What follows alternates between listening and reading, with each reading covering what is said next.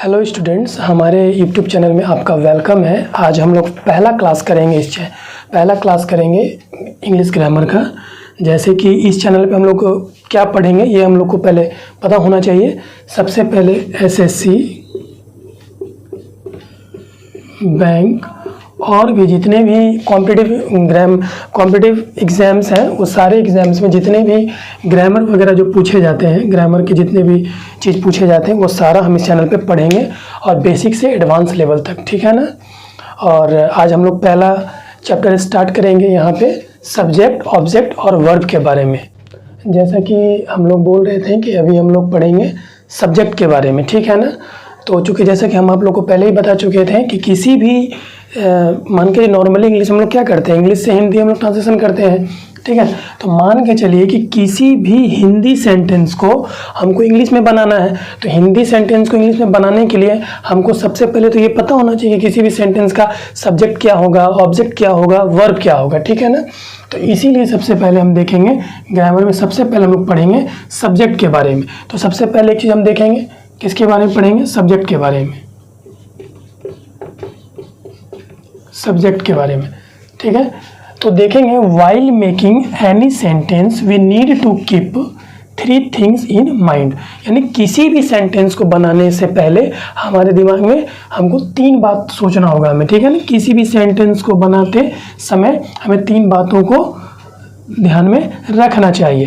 पहला सब्जेक्ट, दूसरा ऑब्जेक्ट, तीसरा वर्ब, ठीक है। ये 3 चीज़ है। तो सबसे पहले हम किस पे बात करेंगे, सब्जेक्ट पे, सब्जेक्ट के बारे में बात करेंगे, ठीक है ना। सबसे पहले हम देखेंगे कि स्ट्रक्चर ऑफ इंग्लिश सेंटेंस, यानी कि इंग्लिश सेंटेंस का जो स्ट्रक्चर यानी कि बनाने का जो तरीका क्या होता है, तो स्ट्रक्चर क्या होता है। तो सबसे पहले हम देखेंगे स्ट्रक्चर।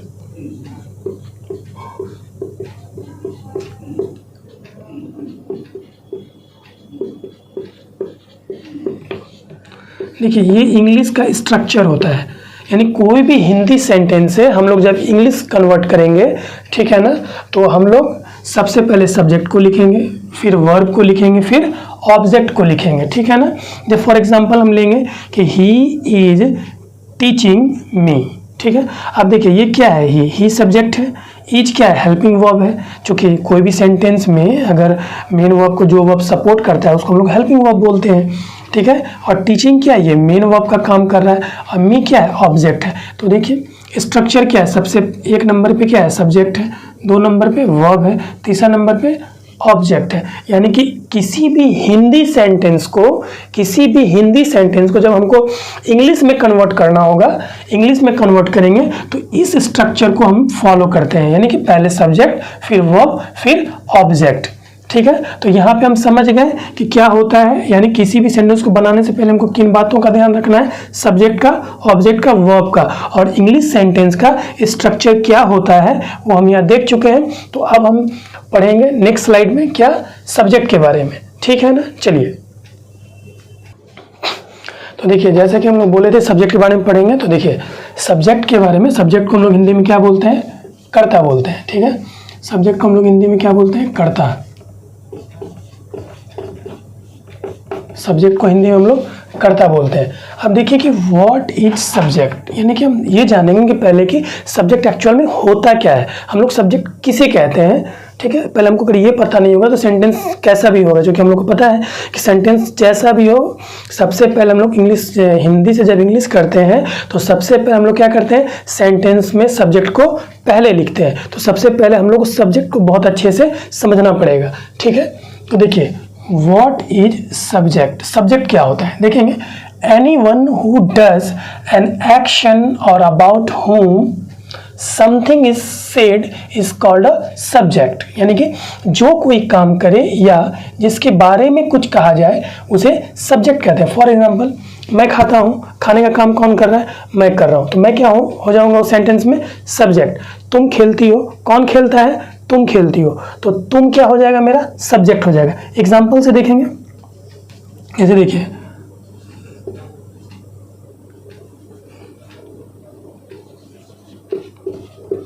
यू आर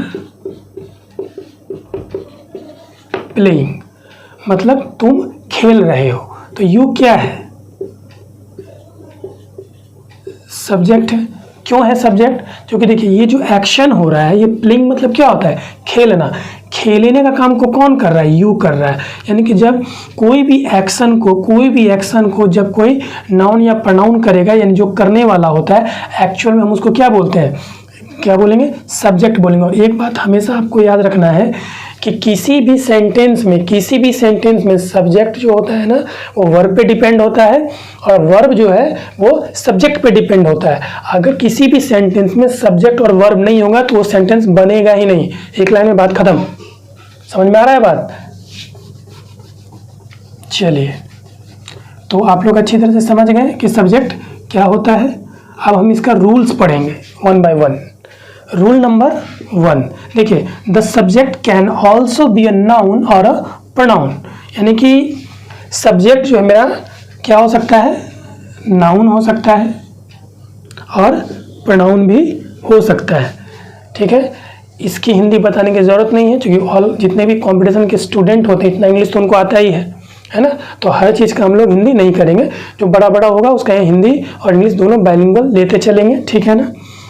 तो अमेरिका एक देश है, तो देखिए हम क्या बोले हैं कि the subject can also be a noun और ए प्रोनाउन। यानी कि सब्जेक्ट क्या हो सकता है? एक नाउन भी हो सकता है और एक प्रोनाउन भी हो सकता है।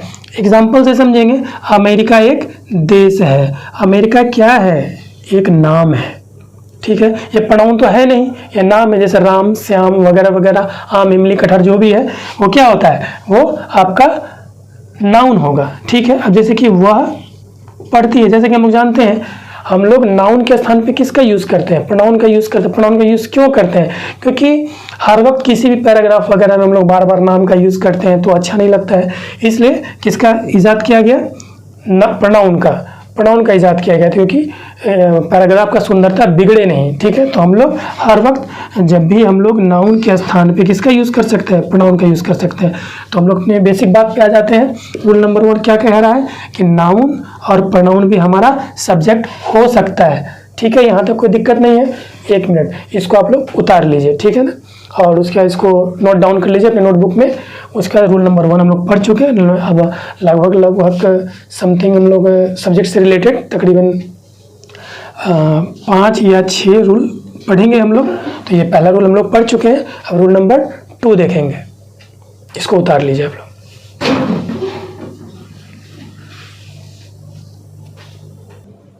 अब हम लोग रूल नंबर 2 देखेंगे। ठीक है ना। देखिए, रूल नंबर 2 में क्या है? Adjectives are also subject. ठीक है ना। कहने का मतलब है कि एडजेक्टिव्स भी सब्जेक्ट होते हैं। जैसे देखिए एग्जांपल है, the rich are happy. The rich are happy. अब देखिए ये जो सेंटेंस है मेरा, इस सेंटेंस में रिच एक्चुअल में होता क्या है? एडजेक्टिव होता है। ठीक है ना। Adjectives are also subject. ठीक है, तो the sentence the rich are happy, यानी कि अमीर लोग क्या होते हैं? खुश होते हैं। ठीक है ना, यानी धनी खुश होते हैं, ऐसा भी हम इसको बोल सकते हैं। अब देखिए चक्कर क्या है यहाँ पे कि एक्चुअल में रिच हम लोग क्या समझते हैं? रिच को तो हम लोग एडजेक्टिव समझते हैं कि रिच क्या है? एडजेक्टिव है। लेकिन जब भी कोई एडजेक्टिव के पहले द लग जाता है ना, तो वो सब्जेक्ट बन जाता है। क्या बन जाता है? सब्जेक्ट बन जाता है। ये बात आपको पता होनी चाहिए। Adjectives are also subjects. जब भी कोई एडजेक्टिव के पहले हम द लगा करके सेंटेंस में सब्जेक्ट की तरह उसका यूज कर ले, तो वो क्या कहलाएगा? एडजेक्टिव वाला सब्जेक्ट कहलाएगा। ठीक है, अब रूल नंबर 3 देखेंगे। रूल नंबर 1 क्लियर हो गया। रूल नंबर 3 देखेंगे। रूल नंबर 2 हम लोगों का क्लियर हो गया। अब 3 में देखिए, subjects can be a single word और ए ग्रुप ऑफ वर्ड्स। ठीक है ना। सब्जेक्ट एक शब्द या शब्दों का समूह भी हो सकता है। एग्जाम्पल से समझेंगे। देखिए, मैंने उसे देखा, आई सॉ हिम। ये जो इसमें सब्जेक्ट कौन है बताइए? तो ये तो आपका वर्ब है, ये ऑब्जेक्ट है, मतलब सब्जेक्ट तो यही होगा। तो ये जो सब्जेक्ट है ये क्या है? सिंगल वर्ड है।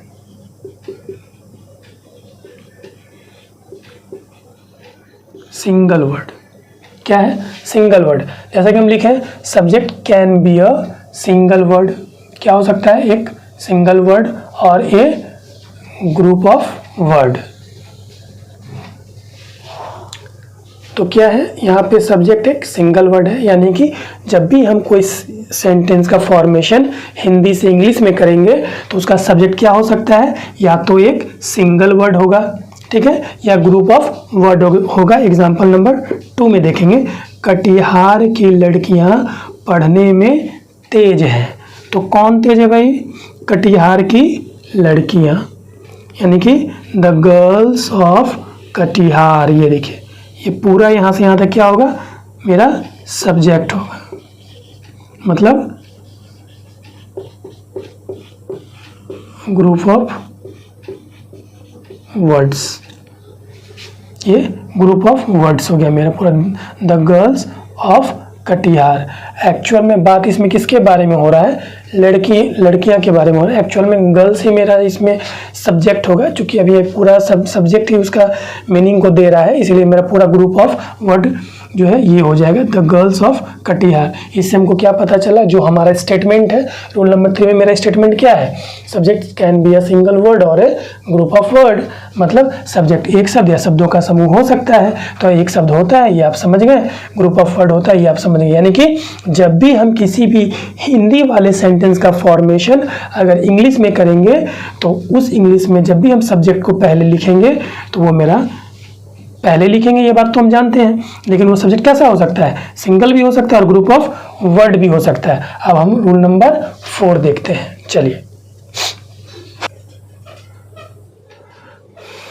चलिए रूल नंबर अब हम लोग 4 देखेंगे।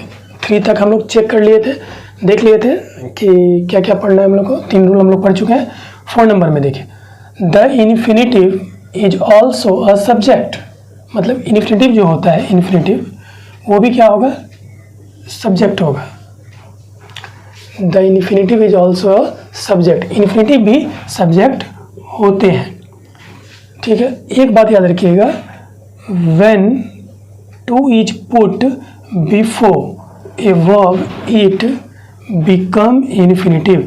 जब भी किसी वर्ब में, मान के चलिए एक वर्ब है, जैसे खेलना का होता है PLAY, प्ले, ये प्ले है, प्ले के पहले अगर हम टू लगा दें तो ये क्या बन जाएगा, इन्फिनिटिव बन जाएगा। किसी भी वर्ब का प्रेजेंट फॉर्म में, यानी बेस फॉर्म में, किसी वर्ब के बेस फॉर्म में अगर हम लोग क्या लगा देंगे, टू लगा देंगे, किसी भी वर्ब के बेस फॉर्म में अगर हम लोग टू लगा देंगे, ठीक है ना, तो वो क्या बन जाएगा, इन्फिनिटिव बन जाएगा। और इन्फिनिटिव को भी हम लोग सब्जेक्ट के तरह यूज़ करते हैं सेंटेंस में, ठीक है। किसी भी इंग्लिश सेंटेंस में हम लोग इन्फिनिटिव, किसी वर्ब के पहले टू लगा करके उसको इन्फिनिटिव के रूप में क्या करते हैं, यूज़ करते हैं सेंटेंस में, ठीक है। तो जैसे मान के, और एक बात नोट में इस चीज़ को लिख लेना है, but the verb should always be in the present tense form. यानी कि जब भी हम इन्फिनिटिव, यानी किसी भी वर्ब के पहले हम टू को लगाएंगे, किसी वर्ब के पहले हम टू लगाएंगे, तो हमको इस बात का ध्यान रखना होगा कि मेरा वर्ब जो होगा, वर्ब वो प्रेजेंट फॉर्म में होना चाहिए, प्रेजेंट फॉर्म में होना चाहिए, ठीक है। किसी और फॉर्म में लगा देंगे तो गलत हो जाएगा, ठीक है। यहाँ तक बात समझ में आ गया। यानी कि जब भी हम किसी वर्ब को सब्जेक्ट की तरह यूज़ करेंगे किसी सेंटेंस में, इंग्लिश के सेंटेंस में, तब हम उस वर्ब के पहले टू लगाएंगे और वर्ब मेरा प्रेजेंट फॉर्म में होना चाहिए। Is that clear? अब हम रूल नंबर 5 देखेंगे।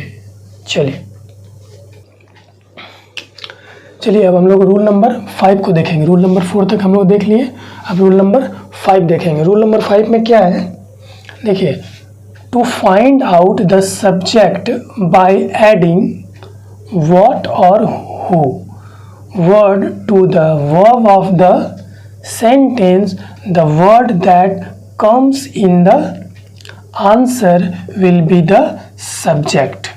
कहने का मतलब है सब्जेक्ट का पता लगाने के लिए वाक्य की क्रिया में क्या, कौन वर्ड जोड़कर प्रश्न करने पर जो शब्द उत्तर में आएगा वही सब्जेक्ट होगा। एग्जाम्पल से समझेंगे। देखिए, तुम पढ़ते हो, अब ये क्या है, एक सेंटेंस है, तुम पढ़ते हो एक सेंटेंस है। अब देखिए, जैसा कि हम लिखे हैं कि to find out the subject by adding, या देखिए बाय एडिंग व्हाट और हु वर्ड, यानी कि जब भी कोई सेंटेंस है उसके वर्ब के साथ, ठीक है। To find out the subject यानी कि सब्जेक्ट को अगर हमको फाइंड करना है, बाहर निकालना है, ढूंढना है, खोजना है, तो क्या करेंगे, बाय एडिंग जोड़ेंगे। कौन सा शब्द को जोड़ेंगे, व्हाट या हु को जोड़ेंगे, किसके साथ, तो वर्ड टू, ठीक है, word to the verb of the sentence, sentence के वर्ब के साथ जोड़ेंगे, ठीक है ना। तो इस देखिए पढ़ना क्या है, वर्ब है, तो हम इसके साथ में हु जोड़ दिए, ठीक है। कौन पढ़ता है, ठीक है, कौन पढ़ता है, तो उत्तर में क्या आएगा, तुम पढ़ते हो, तो तुम मेरा क्या होगा, सब्जेक्ट हो जाएगा। समझ में आ रहा है बात। अब देखिए, कॉलेज अच्छा है, फिर देखिए हु का एग्जांपल हम यूज़ करके देख लिए, अब व्हाट का एक बार देख लेंगे। कॉलेज अच्छा है, तो देखिए इस सेंटेंस में ये है जो है ना, ये वर्ब है, ये है वर्ब का काम कर रहा है। जैसे कि हम जानते हैं इज एम आर, अभी सिर्फ हम प्रेजेंट की बात कर रहे हैं, इसीलिए हम लोग इज एम आर के बारे में बात कर रहे हैं, ठीक है। तो मान के चलिए कि किसी भी सेंटेंस में अगर is am are separate use हुआ है, यानी कि सिंगल यूज हुआ है, उसके साथ कोई मेन वर्ब नहीं है, तो मेन वर्ब का काम क्या करता है, इज एम आर, ये क्या करता है सेंटेंस में, मेन वर्ब का काम करता है। यहाँ पे है क्या है, एक वर्ब है, वर्ब का काम कर रहा है, तो इसी के साथ हम क्या जोड़ दिए, क्या अच्छा है, व्हाट इज गुड। तो अब देखिए उत्तर में क्या आएगा, कॉलेज अच्छा है, कॉलेज अच्छा है। कहने का मतलब है कि जब भी हमको किसी भी सेंटेंस में अगर हम लोगों को सब्जेक्ट ढूंढना हो, तो हम क्या करेंगे, सेंटेंस के लास्ट में जाएंगे, देखेंगे वर्ब कहाँ है, ठीक है ना। वर्ब के साथ में हम क्या करेंगे, हु को ऐड करेंगे, जैसे मान के लिए कॉलेज अच्छा है, मान के चलिए यहाँ पे कि कॉलेज अच्छा है, तो हु मतलब हु गुड, कौन अच्छा है, तो नॉर्मली यहाँ पे उत्तर आ जाएगा कॉलेज अच्छा है, दिक्कत नहीं है। तो हम ये दो ही वर्ड का यूज़ करके हम पता कर लेंगे, चाहे सेंटेंस कितना भी बड़ा क्यों ना हो, आप यूज़ करके देखिएगा। कोई दिक्कत होगा तो आप कमेंट में लिखिए, ठीक है ना। तो सबसे पहले आप क्या कीजिए कि इस सेंटेंस को यूज़ कीजिए, सेंटेंस मतलब व्हाट को और हु को यूज़ कीजिए, और यूज़ करके बड़ा बड़ा सेंटेंस लिखिए। सेंटेंस लिख करके उसमें वर्ब के साथ में उसको ऐड कीजिए, ऐड करके फाइंड आउट कीजिए, पता कीजिए कि आप निकाल पा रहे हैं कि नहीं। फिर बाकी कोई दिक्कत होता है फिर अभी हम लोग सब्जेक्ट के बारे में टोटल 5 रूल पढ़ चुके हैं, ठीक है ना। कितना रूल पढ़े हैं अभी देखिए, और मैं बताने जा रहा हूँ। अभी हम लोग सब्जेक्ट के बारे में पढ़ चुके हैं, अब हम लोग ऑब्जेक्ट के बारे में पढ़ेंगे। इसके बाद सेकंड स्लाइड में हम लोग क्या पढ़ेंगे, ऑब्जेक्ट के बारे में पढ़ेंगे, फिर वर्ब के बारे में पढ़ेंगे, ठीक है ना। तो अब हम लोग इसके बाद नेक्स्ट क्लास करेंगे इसका ऑब्जेक्ट के बारे में, फिर नेक्स्ट क्लास करेंगे वर्ब के बारे में। उसके बाद हम लोग चलेंगे टेंस पे, या तो हम लोग टेंस स्टार्ट करेंगे या वर्ब चैप्टर, दोनों में से कोई एक चैप्टर स्टार्ट करेंगे। नॉर्मली हम टेंस को ही स्टार्ट करेंगे, ठीक है ना। सब्जेक्ट ऑब्जेक्ट वर्ब पढ़ने के बाद हम लोग टेंस चैप्टर को स्टार्ट करेंगे, ठीक है। मिलते हैं नेक्स्ट क्लास में।